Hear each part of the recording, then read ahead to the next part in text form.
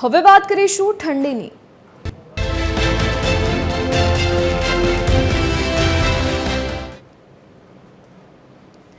ઉત્તર ભારતમાં હિમવર્ષાને કારણે રાજ્યમાં ઠંડીનો ચમકારો જોવા મળ્યો છે। સૂકા ઠંડા પવનથી રાજ્યના વિવિધ શહેરોમાં કાતિલ ઠંડી જોવા મળી। નલિયામાં 10.8 ડિગ્રી તાપમાન નોંધાયું છે। આ સાથે જ નલિયા રાજ્યનું સૌથી ઠંડુગાર શહેર રહ્યું। દાહોદમાં 12.6 ડિગ્રી તાપમાન નોંધાયું છે। રાજકોટમાં 14.2 ડિગ્રી તાપમાન નોંધાયું છે। અમદાવાદમાં 16.3 ડિગ્રી તાપમાન નોંધાયું છે તો ગાંધીનગરમાં 16.2 ડિગ્રી તાપમાન નોંધાયું છે। વડોદરા અને અમરેલીમાં 16 ડિગ્રી તાપમાન નોંધાયું। ડીસામાં 14.8 ડિગ્રી તાપમાન નોંધાયું છે। સુરતમાં 17.6 ડિગ્રી તો ભુજમાં 15.9 ડિગ્રી તાપમાન નોંધાયું તો વેરાવળમાં 19.4 ડિગ્રી તાપમાન નોંધાયું છે।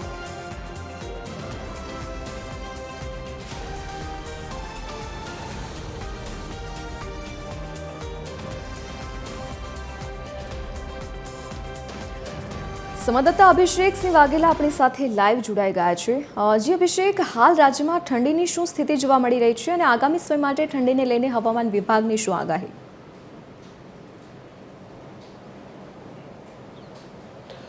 બિલકુલ ધરતી, વાત કરીએ તો છેલ્લા ઘણા સમયથી વાતાવરણમાં મોટા ફેરફાર જે છે તે જોવા મળી રહ્યા છે અને જેનું મુખ્ય કારણ જ્યારે પવનો પોતાની દિશા બદલતા હોય છે ત્યારે આ પ્રકારના ફેરફાર જોવા મળતા હોય છે। ઠંડીની જ્યારે આપણે વાત કરીએ તો ઠંડીનો ચમકારો જે છે તે જોવા મળી રહ્યો છે।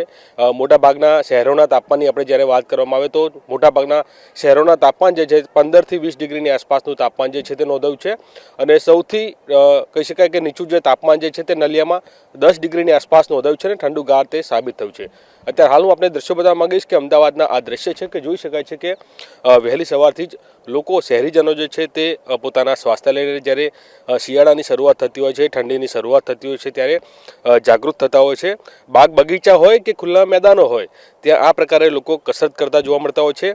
ચાલતા, દોડતા, કસરત કરતા, સાથે યોગ કરતા, મેડિટેશન કરતા અલગ અલગ જગ્યા પર જોઈ શકાય છે કે આ પ્રકારે કસરત કરતા જે છે તે લોકો જોવા મળતા હોય છે। સાથે સાથે આપણે રાજ્યના જ્યારે તાપમાનની વાત કરવામાં આવે તો તાપમાનમાં સૌથી નીચું તાપમાન જે પ્રકારે નલિયામાં નોંધાયું છે તે સિવાયની જ્યારે વાત કરીએ તો અમદાવાદમાં પણ 16 ડિગ્રીની આસપાસનું તાપમાન, ગાંધીનગરમાં પણ 16 ડિગ્રીનું આસપાસ તાપમાન, ડીસામાં વાત કરવામાં આવે તો 14 ડિગ્રીનું તાપમાન નોંધાયું છે। તે પ્રમાણે વાત કરવામાં આવે તો 15થી 20 ડિગ્રીની આસપાસનું તાપમાન જે છે તે નોંધાયું છે અને સાથે સાથે અત્યારે હાલ જે પ્રકારે પ્રવર્તમાન વાતાવરણની જ્યારે વાત કરવામાં આવે તો ત્યારે પણ અત્યારે હાલ ઠંડી ગરમીવાળું વાતાવરણ જે છે તે જોવા મળી રહ્યું છે જેનું મુખ્ય કારણ જે પ્રકારે પવનોએ પોતાની દિશા બદલી છે। વહેલી સવારની જ્યારે વાત કરવામાં આવે તો વહેલી સવારે ઠંડીનો ચમકારો જે છે તે જોવા મળતો હોય છે। ઠંડીથી લોકો ક્યાંક થૂથવાતા હોય તે પ્રકારનું જોવા મળી રહ્યું છે અને તેને લઈને વહેલી સવારે લોકો જે છે તે આ ગરમ વસ્ત્રો પહેરીને આ પ્રકારે કસરત કરતા જોવા મળતા હોય છે અને સાથે દિવસ દરમિયાનની જ્યારે વાત કરવામાં આવે તો દિવસ દરમિયાન પણ તાપમાનમાં પારો ક્યાંક ઉચકાતો હોય તે પ્રકારનું જોવા મળી રહ્યું છે। તાપમાનની વાત કરીએ તો 25થી 30 ડિગ્રીની આસપાસનું તાપમાન દિવસ દરમિયાન જોવા મળતું હોય છે અને ત્યારબાદ રાતની જ્યારે વાત કરવામાં આવે તો રાતે પણ તાપમાનનો પારો જે છે તે ગગડતો હોય છે અને રાત્રે પણ ઠંડીનું પ્રમાણ જે છે તે જોવા મળતું હોય છે। એટલે કે સૌથી મહત્વપૂર્ણ કહી શકાય કે અત્યારે હાલ જે પ્રકારે પવનોની દિશા બદલી છે અને તેને લઈને મિશ્ર ઋતુનો પણ વાતાવરણ જોવા મળી રહ્યું છે અને તેને લઈને પણ ક્યાંક કહી શકાય કે રોગચાળો જે છે તે પણ ક્યાંક ઉચકાયો હોય તે પ્રકારનું જોવા મળી રહ્યું છે।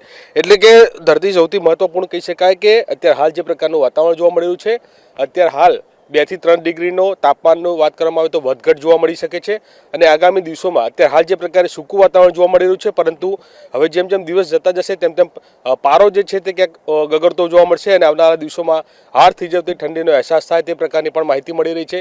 સાથે સાથે જે પ્રકારે વાતાવરણ જોવા મળ્યું છે તેને લઈને તે હાલ સ્વાસ્થ્યને લઈને જ્યારે વાત કરવામાં આવે તો રોગચાળો ક્યાંક ભરડો લીધો હોય તે પ્રકારના દ્રશ્યો જોવા મળી રહ્યા છે।